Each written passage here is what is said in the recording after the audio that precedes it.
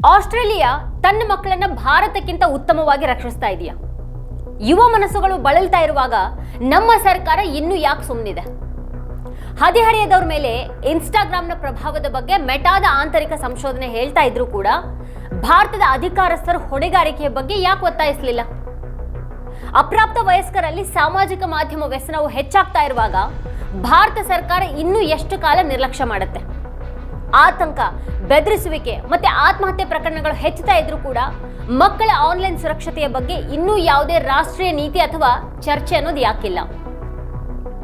ಮಕ್ಕಳನ್ನ ರಕ್ಷಿಸೋದಿಕ್ಕೆ ಟೆಕ್ ದೈತ್ಯರನ್ನ ಎದುರಿಸೋದಿಕ್ಕೆ ಆಸ್ಟ್ರೇಲಿಯಾಕ್ಕೆ ಸಾಧ್ಯ ಇದೆ ಅನ್ನೋದಾದ್ರೆ ಭಾರತ ಯಾಕೆ ಟೆಕ್ ಕಂಪನಿಗಳನ್ನ ಪ್ರಶ್ನೆ ಮಾಡದೇನೆ ಉಳಿದಿದೆ? ಆಸ್ಟ್ರೇಲಿಯಾದಲ್ಲಿ 16 ವರ್ಷ ವಯಸ್ಸಿನ ಕೆಳಗಿನ ಮಕ್ಕಳಿಗೆ ಸಾಮಾಜಿಕ ಮಾಧ್ಯಮ ಬ್ಯಾನ್ ಜಾರಿಗೆ ಬಂದ ಬಳಿಕ ಎದ್ದಿರುವಂತಹ ಪ್ರಶ್ನೆಗಳಿವು. ಈ ಬಗ್ಗೆನೇ ಇವತ್ತಿನ ವಿಡಿಯೋದಲ್ಲಿ ನಾವು ಚರ್ಚೆ ಮಾಡೋಣ. ನೀವು ಈ ವಿಡಿಯೋವನ್ನು ನೋಡ್ತಾ ಇದ್ರೆ ಈಗಲೇ ವಿಡಿಯೋ ಕಾಣ್ತಾ ಇರುವಂತಹ ಸಬ್ಸ್ಕ್ರೈಬ್ ಬಟನ್ ಹಾಗೆ ಪಕ್ಕದಲ್ಲಿರುವಂತಹ ಬೆಲ್ ಐಕಾನ್ನ ಪ್ರೆಸ್ ಮಾಡಿ ನಮ್ಮನ್ನ ಪ್ರೋತ್ಸಾಹಿಸಿ ಬೆಂಬಲಿಸಿ. ಈ ವಿಡಿಯೋವನ್ನು ಕೊನೆವರೆಗೂ ನೋಡಿ. ಹಾಗೆ ಈ ಕುರಿತಾಗಿ ನಿಮ್ಗೇನು ಅಭಿಪ್ರಾಯಗಳಿದೆ ಅದನ್ನ ವಿಡಿಯೋದ ಕೆಳಗಡೆ ಕಮೆಂಟ್ ಮಾಡಿ. ಹಾಗೆ ವಿಡಿಯೋದ ಲಿಂಕ್ ಅನ್ನ ನಿಮ್ಮೆಲ್ಲ ಬಂಧು ಮಿತ್ರರಿಗೆ ವಾಟ್ಸ್ಆ್ಯಪ್ ಮಾಡಿ ಸತ್ಯವನ್ನ ಎಲ್ಲರಿಗೂ ತಲುಪಿಸಿ. ಈಗ ನಾವು ವಿಷಯಕ್ಕೆ ಬರೋಣ. ಸಾಮಾಜಿಕ ಮಾಧ್ಯಮದ ಬಗ್ಗೆ ನಮ್ಮ ತಿಳುವಳಿಕೆ ಹೆಚ್ಚಾದ ಹಾಗೆ ಅದರ ಹಾನಿಕಾರಕ ಅಡ್ಡ ಪರಿಣಾಮಗಳ ಬಗ್ಗೆಯೂ ಕೂಡ ನಾವು ತಿಳಿತಾ ಇದ್ದೀವಿ. ಈಗ ಸಾಮಾಜಿಕ ಮಾಧ್ಯಮ ಖಂಡಿತವಾಗಿಯೂ ನಮಗೆ ಜ್ಞಾನದ ಮೂಲ ಆಗಿದೆ, ಆದರೆ ಅದು ನಮ್ಮನ್ನು ವಿಭಜಿಸುತ್ತೆ. ಸಾಮಾಜಿಕ ಮಾಧ್ಯಮ ನಮ್ಮ ಮುಂದಿನ ಪೀಳಿಗೆಯನ್ನು ರೂಪಿಸ್ತಾ ಇರಬಹುದು, ಆದರೆ ಸಾಮಾಜಿಕ ಮಾಧ್ಯಮ ನಮ್ಮ ಭವಿಷ್ಯವನ್ನು ಹಾಳು ಮಾಡುವಂಥ ಸಾಧ್ಯತೆ ಕೂಡ ಇದೆ. ಸಾಮಾಜಿಕ ಮಾಧ್ಯಮಗಳಲ್ಲಿ ಮೈ ಮರಿತಾ ಅಲ್ಲಿ ಕಾಣಬಹುದಾದಂಥ ಬೆರಗುಗಳಿಗೆ ಮಾರು ಹೋಗ್ತಾ ಆತ್ಮವಿಶ್ವಾಸನೇ ಛಿದ್ರಗೊಳ್ಳಬಹುದು. ಸಾಮಾಜಿಕ ಮಾಧ್ಯಮ ನಮ್ಮ ಮೇಲೆ ಒತ್ತಡ ಹೇರುತ್ತೆ ಅನ್ನೋದನ್ನು ಎಲ್ಲರೂ ಕೂಡ ಒಪ್ತಾರೆ. ಆದರೆ 12 ವರ್ಷದ ಮಗುವಿನ ಮೇಲೆ ಇದೇ ಒತ್ತಡ ಇದ್ದರೆ ಅದು ಹೇಗಿರಬಹುದು? ಅಂಥ ಒತ್ತಡ ಇದ್ದರೆ ಆ ಮಗು ಏನು ಅನುಭವಿಸ್ತಾ ಇರಬಹುದು? ಲೈಕ್ಗಳು ಮತ್ತು ಶೇರ್ಗಳ ಬೆನ್ನು ಬೀಳೋದು, ಅಸಹ್ಯಕರ ಪ್ರತಿಕ್ರಿಯೆಗಳು ಅಥವಾ ಬೆದರಿಕೆ ಇವೆಲ್ಲವೂ ಆ ಮಗುವಿನ ಪ್ರಪಂಚವನ್ನೇ ಅಲುಗಾಡಿಸಬಹುದು. ತನ್ನದೇ ಆದಂಥ ಅನುಮಾನ ಆತಂಕವಾಗಿ ಬದಲಾಗಬಹುದು, ನಿದ್ದೆ ಇಲ್ದಾಗ ಆಗಬಹುದು. ಸುಮ್ಮನೆ ಸಮಯ ಕಳೆಯೋದಕ್ಕೆ ಅಂತ ಶುರುವಾಗುವಂಥ ಈ ಸಾಮಾಜಿಕ ಮಾಧ್ಯಮದ ಗೀಳು ಕಡೆಗೆ ತುಂಬ ದುಬಾರಿ ಆಗಬಹುದು. ಸತ್ಯ ಏನು ಅಂತ ಅಂದರೆ ಇದು ಪ್ರಪಂಚದಾದ್ಯಂತದ ಲಕ್ಷಾಂತರ ಮಕ್ಕಳಿಗೆ ದೈನಂದಿನದ ವಾಸ್ತವವಾಗಿದೆ. ಈ ಸಮಸ್ಯೆಯನ್ನು ಪರಿಹರಿಸೋದಕ್ಕೆ ಆಸ್ಟ್ರೇಲಿಯಾ ಈಗ ಕ್ರಾಂತಿಕಾರಿ ಹೆಜ್ಜೆಯನ್ನು ಇಟ್ಟಿದೆ. 16 ವರ್ಷದೊಳಗಿನ ಮಕ್ಕಳ ಸಾಮಾಜಿಕ ಮಾಧ್ಯಮ ಖಾತೆಗಳನ್ನು ಕಾನೂನುಬದ್ಧವಾಗಿ ನಿಷೇಧಿಸಿದಂಥ ವಿಶ್ವದ ಮೊದಲ ದೇಶ ಅಂತ ಅಂದರೆ ಅದು ಆಸ್ಟ್ರೇಲಿಯಾ. ಡಿಸೆಂಬರ್ 10ರಿಂದ ಜಾರಿಗೆ ಬರೋ ಹಾಗೆ 16 ವರ್ಷದೊಳಗಿನವರ Facebook, Instagram, Snapchat, Threads, TikTok, X, YouTube, Reddit ಮತ್ತು ಕಿಕ್ ಮತ್ತು ಟ್ವಿಚ್ನಂತಹ ಸ್ಟ್ರೀಮಿಂಗ್ ಪ್ಲಾಟ್ಫಾರ್ಮ್ಗಳನ್ನು ಅದರ ಖಾತೆಗಳನ್ನು ನಿಷೇಧಿಸಲಾಗಿದೆ. ಸಾಮಾಜಿಕ ಮಾಧ್ಯಮ ಕೇವಲ ವ್ಯಸನ ಅಲ್ಲ, ಮಕ್ಕಳು ಮತ್ತು ಹದಿಹರೆಯದವ್ರ ವಿಷಯದಲ್ಲಿ ಅದು ಮಾನಸಿಕ ಆರೋಗ್ಯ ಸಮಸ್ಯೆ ಅಂತ ಆಸ್ಟ್ರೇಲಿಯಾ ಸರ್ಕಾರ ಹೇಳುತ್ತೆ. ಇಲ್ಲಿ ಆಘಾತಕಾರಿ ಸಂಗತಿ ಏನು ಅಂತ ಅಂದರೆ ಫೇಸ್ಬುಕ್ನಂಥ ಕಂಪನಿಗಳಿಗೂ ಕೂಡ ಇದು ಗೊತ್ತಿತ್ತು, ಆದರೆ ಅವು ವರ್ಷಗಳಿಂದ ಸತ್ಯವನ್ನು ಮುಚ್ಚಿಟ್ಟಿವೆ. ಆದ್ದರಿಂದ ಸಾಮಾಜಿಕ ಮಾಧ್ಯಮ ಮತ್ತು ಹದಿಹರೆಯದವರಲ್ಲಿ ಸಮಸ್ಯೆ ಇದ್ದರೆ ಸಾಮಾಜಿಕ ಮಾಧ್ಯಮ ಖಾತೆ ನಿಷೇಧ ಮಾಡೋದ್ರಿಂದ ಏನಾದರೂ ಆಗತ್ತಾ ಅಥವಾ ಅದು ಸರ್ಕಾರದ ಅತಿಕ್ರಮಣ ಅನ್ನುವಂಥ ಪ್ರಶ್ನೆ ಈಗ ಎದ್ದಿದೆ. ಅಥವಾ ಸಾಮಾಜಿಕ ಮಾಧ್ಯಮ ಪ್ರಪಂಚದಾದ್ಯಂತ ಉಂಟು ಮಾಡ್ತಾ ಇರುವಂಥ ವಿನಾಶವನ್ನು ನಿಭಾಯಿಸುವಂಥ ಮೊದಲ ಹೆಜ್ಜೆ ಇದಾಗಿದೆಯಾ? ಆಸ್ಟ್ರೇಲಿಯಾದಲ್ಲಿ 16 ವರ್ಷದೊಳಗಿನ ಮಕ್ಕಳ ಸಾಮಾಜಿಕ ಮಾಧ್ಯಮ ಖಾತೆಗಳನ್ನು ನಿಷೇಧ ಮಾಡಲಾಗಿದೆ. Facebook, Instagram, Snapchat, Threads, TikTok, X, YouTube, Reddit ಮತ್ತು ಕಿಕ್ ಮತ್ತು ಟ್ವಿಚ್ನಂಥ ಸ್ಟ್ರೀಮಿಂಗ್ ಪ್ಲಾಟ್ಫಾರ್ಮ್ಗಳ ಮೇಲೂ ಕೂಡ ಈ ಒಂದು ನಿಷೇಧದ ಪರಿಣಾಮವನ್ನು ಬೀರುತ್ತೆ. ಈ ಪ್ಲಾಟ್ಫಾರ್ಮ್ಗಳು 16 ವರ್ಷದೊಳಗಿನ ಮಕ್ಕಳ ಪ್ರವೇಶ ನಿರ್ಬಂಧಿಸದೇ ಇದ್ದರೆ ದಂಡವನ್ನು ತೆರಬೇಕಾಗತ್ತೆ. YouTube Kids, Google classroom ಮತ್ತು ವಾಟ್ಸ್ಆ್ಯಪ್ನಂತಹ ಮೆಸೇಜಿಂಗ್ ಅಪ್ಲಿಕೇಶನ್ಗಳನ್ನು ಈ ಒಂದು ನಿಷೇಧದಲ್ಲಿ ಸೇರಿಸಲಾಗಿಲ್ಲ. ಗೇಮಿಂಗ್ ಪ್ಲಾಟ್ಫಾರ್ಮ್ಗಳು ಮತ್ತು AI ಚಾಟ್ಬಾಟ್ಗಳನ್ನು ಹೊರಗಿಡೋದ್ರ ಬಗ್ಗೆಯೂ ಕೂಡ ಟೀಕೆಗಳಿವೆ. ಇನ್ನು ಯಾವುದೇ ದೇಶ ಇಂಥ ಹದಿಹರೆಯದವರ ನಿಷೇಧವನ್ನು ಜಾರಿಗೆ ತಂದಿರೋದು ಇದೇ ಮೊದಲು. ಸೈಬರ್ ಬುಲ್ಲಿಂಗ್ ಹಾನಿಕಾರಕ ವಿಷಯ. ಇಂಥ ಸಾಮಾಜಿಕ ಮಾಧ್ಯಮ ಅಪಾಯಗಳಿಂದ ಮಕ್ಕಳನ್ನು ರಕ್ಷಿಸೋದಕ್ಕೆ ಬ್ಯಾನ್ ಅನ್ನು ತರಲಾಗಿದೆ ಅಂತ ಆಸ್ಟ್ರೇಲಿಯಾ ಸರ್ಕಾರ ಈಗ ಹೇಳ್ತಾ ಇದೆ. ಆದರೂ ಕೂಡ ಈ ಕ್ರಮ ಮಕ್ಕಳ ಹಕ್ಕುಗಳನ್ನು ನಿರ್ಲಕ್ಷ್ಯ ಮಾಡುತ್ತೆ, ಅವರು ಮಾಹಿತಿಯ ಹಕ್ಕನ್ನು ಕಸಿದುಕೊಳ್ಳುತ್ತೆ ಅನ್ನುವಂಥ ವಾದಗಳು ಈಗ ಶುರುವಾಗಿವೆ. ಅಲ್ಲಿ ಕಡೆಗೆ ಇದು ಕಾನೂನು ಬಾಹಿರ ಅಪ್ಲಿಕೇಶನ್ಗಳನ್ನು ಬಳಸೋದಕ್ಕೆ ಕಾರಣ ಆಗಬಹುದು, ಇನ್ನಷ್ಟು ವಿನಾಶಕಾರಿ ಪರಿಣಾಮಗಳನ್ನು ಉಂಟು ಮಾಡಬಹುದು ಅಂತ ಹೇಳಲಾಗ್ತಾ ಇದೆ. ಇನ್ನು ಈ ನಿಷೇಧವನ್ನು ಜಾರಿಗೊಳಿಸುವಂಥ ಜವಾಬ್ದಾರಿ ಸಾಮಾಜಿಕ ಮಾಧ್ಯಮ ವೇದಿಕೆಗಳ ಮೇಲಿದೆ. ಈ ನೀತಿಯನ್ನು ಉಲ್ಲಂಘಿಸ್ತಾ ಇರೋದು ಕಂಡು ಬಂದರೆ ಆಸ್ಟ್ರೇಲಿಯಾ ಸರ್ಕಾರ ಈ ವೇದಿಕೆಗಳ ಮೇಲೆ ಭಾರೀ ದಂಡವನ್ನು ವಿಧಿಸ್ತಾ ಇದೆ ಅಂತ ಹೇಳಲಾಗಿದೆ. ಕೆಲ ಪೋಷಕರು ಇದನ್ನು ಶ್ಲಾಘಿಸ್ತಾ ಇದ್ರೆ, ಇನ್ನೂ ಕೆಲವರು ಇದನ್ನು ಕಠಿಣ ಮತ್ತು ಸರ್ವಾಧಿಕಾರಿ ಕ್ರಮ ಅಂತ ಕರೀತಾ ಇದ್ದಾರೆ. ಯಾವುದೇ ಪ್ರಜಾಪ್ರಭುತ್ವದಲ್ಲಿ ಜನರ ಜೀವನದಲ್ಲಿ ಈ ರೀತಿಯ ಸರ್ಕಾರದ ಹಸ್ತಕ್ಷೇಪ ಒಪ್ಪುವಂಥದ್ದಲ್ಲ.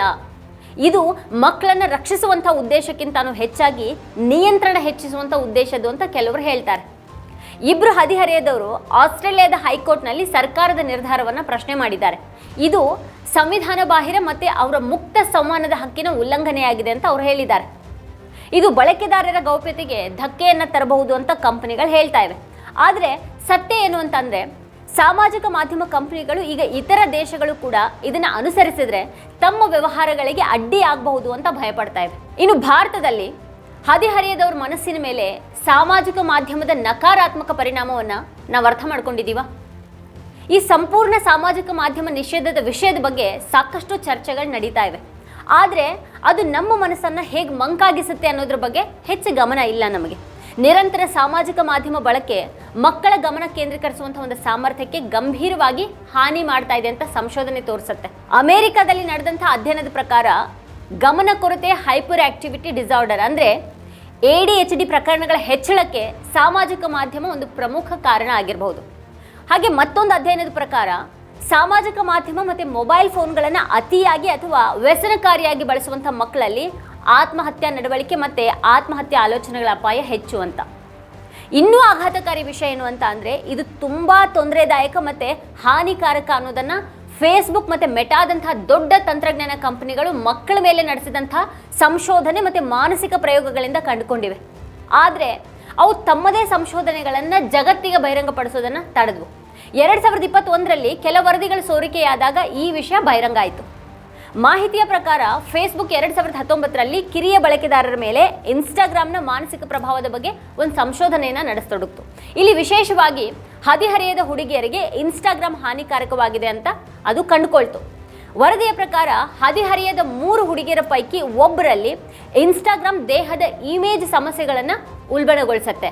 ಹಾಗೆ ಮತ್ತೊಂದು ವರದಿಯ ಪ್ರಕಾರ 32% ಹದಿಹರೆಯದ ಹುಡುಗಿಯರು ತಮ್ಮ ದೇಹದ ಬಗ್ಗೆ ತಾವೇ ಕೆಟ್ಟದಾಗಿ ಭಾವಿಸಿದಾಗ ಇನ್ಸ್ಟಾಗ್ರಾಮ್ ಪ್ರಭಾವ ಅವರನ್ನು ಇನ್ನಷ್ಟು ಕುಗ್ಗಿಸ್ಬಿಡುತ್ತೆ. ಇನ್ಸ್ಟಾಗ್ರಾಮ್ ಹದಿಹರೆಯದವರ ಮಾನಸಿಕ ಆರೋಗ್ಯದ ಮೇಲೆ ಬೀರ್ತಾ ಇರುವಂಥ ಪ್ರಭಾವದ ಬಗ್ಗೆ ಈ ಕಂಪನಿಗಳಿಗೆ ಸಂಪೂರ್ಣವಾಗಿ ತಿಳಿದಿತ್ತು ಅನ್ನೋದು ವರದಿಗಳಿಂದ ಇಲ್ಲಿ ಸ್ಪಷ್ಟ ಆಗ್ತಾ ಇದೆ. ಆದರೂ ಕೂಡ ಇನ್ಸ್ಟಾಗ್ರಾಮನ್ನು ಸ್ವಾಧೀನಪಡಿಸ್ಕೊಂಡ ನಂತರ ಫೇಸ್ಬುಕ್ ತನ್ನ ಪ್ಲ್ಯಾಟ್ಫಾರ್ಮ್ಗಳನ್ನು ಹದಿಹರೆಯದವ್ರ ಮೇಲೆ ಗಮನಾರ್ಹ ನಕಾರಾತ್ಮಕ ಪರಿಣಾಮ ಬೀರೋದಿಲ್ಲ ಅಂತ ಪದೇ ಪದೇ ಹೇಳಿದೆ. ಅಂದರೆ ವಾಸ್ತವವಾಗಿ ಮೆಟಾ ಸೇರಿದ ಹಾಗೆ 4 ಸಾಮಾಜಿಕ ಮಾಧ್ಯಮ ಕಂಪನಿಗಳ ವಿರುದ್ಧ ಮೊಕದ್ದಮೆ ನಡೀತಾ ಇದೆ. ಈ ಸಂದರ್ಭದಲ್ಲಿ ಹಲವಾರು ಆಘಾತಕಾರಿ ಆರೋಪಗಳು ಮತ್ತು ಡೇಟಾ ಅಂಶಗಳು ಹೊರಬಿದ್ದಿವೆ. ಇನ್ಸ್ಟಾಗ್ರಾಮ್ ಮತ್ತು ಫೇಸ್ಬುಕ್ನ ಅತಿಯಾದ ಬಳಕೆ ಹದಿಹರೆಯದವರಲ್ಲಿ ಆತಂಕ ಮತ್ತು ಖಿನ್ನತೆಯ ಪ್ರಮಾಣವನ್ನು ಹೆಚ್ಚು ಮಾಡುತ್ತೆ ಅಂತ ಮೆಟಾ ಸ್ಪಷ್ಟವಾಗಿ ತಿಳಿದಿತ್ತು. 2019ರ ಕೊನೆಯಲ್ಲಿ ಮೆಟಾ ಅಧ್ಯಯನವನ್ನು ನಡೆಸಿತು. ಬಳಕೆದಾರರು 1 ವಾರ ಫೇಸ್ಬುಕ್ ಮತ್ತು ಇನ್ಸ್ಟಾಗ್ರಾಮ್ ಬಳಸೋದನ್ನು ನಿಲ್ಲಿಸಿದ್ರೆ ಅವರ ಆತಂಕ, ಖಿನ್ನತೆ ಮತ್ತು ಒಂಟಿತನ ಕಡಿಮೆ ಆಗುತ್ತೆ ಅಂತ ಈ ಒಂದು ಅಧ್ಯಯನ ಹೇಳಿದೆ ಅಂತ ಹೇಳಲಾಗಿದೆ. ಆದರೆ ಮೆಟಾ ತಕ್ಷಣವೇ ಈ ಒಂದು ಅಧ್ಯಯನವನ್ನು ನಿಲ್ಲಿಸ್ತು ಮತ್ತು ಫಲಿತಾಂಶಗಳನ್ನು ಬಹಿರಂಗಪಡಿಸಲೇ ಇಲ್ಲ. ಯಾಕಂತಂದರೆ ತನ್ನ ಕಾಲ ಮೇಲೆ ತಾನೇ ಕಲ್ಲು ಹಾಕ್ಕೊಳ್ಳೋದು ಅದಕ್ಕೆ ಬೇಕಾಗಿರಲಿಲ್ಲ. ವಯಸ್ಕ ಬಳಕೆದಾರರು ಇನ್ಸ್ಟಾಗ್ರಾಮ್ನಲ್ಲಿ ಹದಿಹರೆಯದವರಿಗೆ ಕಿರುಕುಳ ನೀಡೋದ್ರ ಬಗ್ಗೆ ಫೇಸ್ಬುಕ್ಗೆ ವರ್ಷಗಳಿಂದನೂ ಗೊತ್ತಿತ್ತು. ದಾಖಲಾತಿಗಳ ಪ್ರಕಾರ 2019ರ ಸುಮಾರಿಗೆ ಮೆಟಾ ಸಂಶೋಧಕರು ಹದಿಹರೆಯದವರ ಖಾತೆಗಳನ್ನು ಪೂರ್ವ ನಿಯೋಜಿತವಾಗಿ ಖಾಸಗಿಯಾಗಿ ಇಡೋ ಹಾಗೆ ಶಿಫಾರಸನ್ನು ಮಾಡಿದರು. ಆಗ ಖಾತೆ ಖಾಸಗಿಯಾಗಿರುತ್ತೆ ಮತ್ತು ಅಪರಿಚಿತರು ಸಂಪರ್ಕಕ್ಕೆ ಬರೋದಕ್ಕೆ ಸಾಧ್ಯ ಆಗೋದಿಲ್ಲ. ಆದರೆ ಮೆಟಾ ಈ ಒಂದು ಸಲಹೆಯನ್ನು ಅನುಸರಿಸೋದಕ್ಕೆ ನಿರಾಕರಿಸಿತು. ಹದಿಹರೆಯದವರ ಖಾತೆಗಳನ್ನು ಪೂರ್ವ ನಿಯೋಜಿತವಾಗಿ ಖಾಸಗಿ ಅಂತ ಮಾಡೋದ್ರಿಂದ ಪ್ರತಿ ವರ್ಷ 1.5 ಮಿಲಿಯನ್ ಸಕ್ರಿಯ ಹದಿಹರೆಯದ ಬಳಕೆದಾರರ ನಷ್ಟಕ್ಕೆ ಕಾರಣ ಆಗುತ್ತೆ ಅನ್ನುವಂಥ ಒಂದು ವಿಚಾರವನ್ನು ಅದು ತಿಳ್ಕೊಂಡಿತ್ತು. ಅದಕ್ಕಾಗಿಯೇ ಮೆಟಾ ಈ ಒಂದು ವೈಶಿಷ್ಟ್ಯವನ್ನು 2020ರಲ್ಲಿ ಪ್ರಾರಂಭ ಮಾಡಲಿಲ್ಲ. ಅಂತಿಮವಾಗಿ ಈ ಡಿಫಾಲ್ಟ್ ಗೌಪ್ಯತೆ ಸೆಟ್ಟಿಂಗನ್ನು 2024ರಲ್ಲಿ ಜಾರಿಗೆ ತರಲಾಯಿತು. ಹೆಚ್ಚಿನ ಒತ್ತಡದ ನಂತರ ಮೆಟಾ ಈ ಒಂದು ವೈಶಿಷ್ಟ್ಯವನ್ನು ಜಾರಿಗೆ ತಂತು. ಅಂದರೆ ವಾಸ್ತವವಾಗಿ ಯುವ ಬಳಕೆದಾರರನ್ನು ಆಕರ್ಷಿಸೋದು ಮತ್ತು ಅವರನ್ನು ಉಳಿಸ್ಕೊಳ್ಳೋದೇ ಮೆಟಾ ಗುರಿಯಾಗಿದೆ. ಸಾಮಾಜಿಕ ಮಾಧ್ಯಮ ಕಂಪನಿಗಳು ಇಲ್ಲಿ ಸಾಮಾನ್ಯವಾಗಿ ತಮ್ಮ ಸೇವೆಗಳಿಗೆ ಸೇರೋದಕ್ಕೆ ಕನಿಷ್ಠ ವಯಸ್ಸನ್ನು 13 ವರ್ಷ ಮತ್ತು ಅದಕ್ಕಿಂತ ಹೆಚ್ಚು ಅಂತ ತೋರಿಸುತ್ತವೆ. ಆದರೆ ಈ ನಿಯಮವನ್ನು ಹೆಚ್ಚಿನವ್ರ ಮೇಲೆ ಕಾನೂನುಬದ್ಧವಾಗಿ ಜಾರಿಗೊಳಿಸಲಾಗಿಲ್ಲ. ಬದಲಿಗೆ ಇದು ಸ್ವಯಂ ನಿಯಂತ್ರಣದ ಒಂದು ಭಾಗ ಆಗಿದೆ. ಅಂದರೆ ವಾಸ್ತವವಾಗಿ ಈ ವ್ಯವಸ್ಥೆ ಬಳಕೆದಾರರು ತಮ್ಮ ವಯಸ್ಸನ್ನು ಪ್ರಾಮಾಣಿಕವಾಗಿ ಹೇಳೋದಕ್ಕೆ ಬಯಸ್ತಾರಾ ಅಥವಾ ಇಲ್ವಾ ಅನ್ನೋದ್ರ ಮೇಲೆ ಅವಲಂಬಿತ ಆಗಿರುತ್ತೆ. ಅದಕ್ಕಾಗಿಯೇ ದೋಷದ ಸಾಧ್ಯತೆ ಸಾಕಷ್ಟು ಹೆಚ್ಚಾಗಿದೆ. ಅನೇಕ ಯುರೋಪಿಯನ್ ದೇಶಗಳಲ್ಲಿ ನಡೆಸಿದಂಥ ಸಮೀಕ್ಷೆಗಳು ಮಕ್ಕಳು 13 ವರ್ಷಕ್ಕಿಂತನೂ ಕಡಿಮೆ ವಯಸ್ಸಿನವರಾಗಿರುವಾಗಲೂ ಈ ವೇದಿಕೆಗಳನ್ನು ಬಳಸೋದನ್ನು ತೋರಿಸಿವೆ. ಆಸ್ಟ್ರೇಲಿಯಾದ ನಿರ್ಧಾರ ಭಾರತದಲ್ಲಿ ಪ್ರಮುಖ ಚರ್ಚೆಯನ್ನು ಹುಟ್ಟುಹಾಕಿದೆ. ಈಗ ಅಂಥ ನಿಷೇಧವನ್ನ ಇಲ್ಲಿ ಜಾರಿಗೆ ತರಬೇಕಾ? ಇದರಿಂದ ಏನಾದರೂ ಪ್ರಯೋಜನ ಆಗತ್ತಾ? ನಿಜವಾದ ಪರಿಹಾರ ನಿಷೇಧ ಅಲ್ಲ, ಶಿಕ್ಷಣ, ಜಾಗೃತಿ ಮತ್ತೆ ನಡವಳಿಕೆಯ ಬದಲಾವಣೆ ಅಂತ ನಮ್ಮ ದೇಶದ ತಜ್ಞರು ಹೇಳ್ತಾರೆ. ಆದರೆ ವಾಸ್ತವ ಏನು ಅಂತ ಅಂದರೆ ಹೆಚ್ಚಿನ ಪೋಷಕರು ತಮ್ಮ ಮಕ್ಕಳ ಈ ಒಂದು ಅಭ್ಯಾಸಗಳಿಂದ ತೀವ್ರ ತೊಂದರೆಗೊಳಗಾಗಿದ್ದಾರೆ. ಚಿಕ್ಕ ಮಕ್ಕಳ ಮೇಲೆ ಸಾಮಾಜಿಕ ಮಾಧ್ಯಮ ವ್ಯಸನದ ಪರಿಣಾಮಗಳು ಹೆಚ್ಚು ಗೋಚರಿಸ್ತಾ ಇವೆ ಅಂತ ತಜ್ಞರು ಕಳವಳವನ್ನು ವ್ಯಕ್ತಪಡಿಸಿದ್ದಾರೆ. ತಜ್ಞರು ಈ ಸಾಮಾಜಿಕ ಮಾಧ್ಯಮವನ್ನು ಸಂಪೂರ್ಣವಾಗಿ ನಿಷೇಧ ಮಾಡೋ ಬದಲು ನಾವು ಶೈಕ್ಷಣಿಕ ವಿಧಾನಗಳ ಮೇಲೆ ಕೇಂದ್ರೀಕರಿಸಬೇಕು ಮತ್ತು ಅವುಗಳನ್ನು ಸುಧಾರಿಸಬೇಕು ಅಂತ ಹೇಳ್ತಾರೆ. ಸಾಮಾಜಿಕ ಮಾಧ್ಯಮ ಮಕ್ಕಳಿಗೆ ತುಂಬಾ ವಿಷಕಾರಿಯಾಗಿದ್ದರೆ ಭವಿಷ್ಯದಲ್ಲಿ ಏನಾಗಲಿದೆ ಅಂತ ಊಹೆ ಮಾಡಬಹುದು. ವೀಕ್ಷಕರ ಕುರಿತಾಗಿ ನೀವೇನು ಹೇಳ್ತೀರಿ? ನಿಮಗೇನು ಅಭಿಪ್ರಾಯ ಇದೆ ಅದನ್ನು ವಿಡಿಯೋ ಕೆಳಗಡೆ ಕಮೆಂಟ್ ಮಾಡಿ ನಮಗೆ ತಿಳಿಸಿ.